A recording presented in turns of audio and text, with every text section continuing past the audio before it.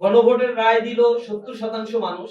তারা বলল যে আমাদের এই 4টা বিষয়ের উপরে আমরা হ্যাঁ ভোট দিলাম, তোমরা এর উপরে কার্যকর ব্যবস্থা গ্রহণ করো। দুনিয়ার ইতিহাসে গণভোট হয়েছে এবং তার রায় বাস্তবায়নে গড়িমসি অথবা করে নাই, এটা মনে হয় বাংলাদেশ ছাড়া আর খুব বেশি জায়গায় কোনো দৃষ্টান্ত খুঁজে পাওয়া যায় না। বিএনপির কথা আমরা বলছি যে বিএনপি ক্ষমতায় এসেছে, তাদের জন্মগত জায়গাটাই ছিল হচ্ছে গণভোটের মাধ্যমে তাদের বৈধতা, এবং তারাই হচ্ছে এই দেশের ইতিহাসে যে গণভোট গুলো হয়েছে তার অধিকাংশ ক্ষেত্রে বেনিফিশিয়ারি, এবং এই ক্ষমতায় বসার মধ্য দিয়ে তাদের লেজিটিমেসি তৈরি হয়েছে এই গণভোটের রায়ের মধ্য দিয়ে। কনস্টিটিউশনের দোহাই দিয়ে যে কথাগুলো তারা এখন বলছে, এটা জনগণ এত কনস্টিটিউশনাল ল্যাঙ্গুয়েজ গুলো বুঝে না।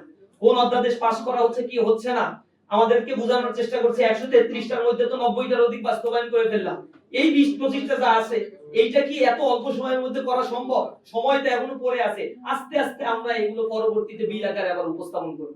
জনগণ এত কিছু বুঝতে চায় না। তোমার 98টা উঠানোর সুযোগ হইলো, যেই জিনিসটা জনগণ প্রত্যক্ষ ভোট দিয়ে দীর্ঘদিন পরে তাদের ভোটাধিকার প্রয়োগ করলো, সেই গুরুত্বপূর্ণ জিনিসটাকেই তুমি ওভারলুক করলা, বাদ দিলা, আবার বলছো জনগণ আস্থা রাখুক তোমাদের উপরে। জনগণ তোমাদের উপর আস্থা রাখতে চায় না।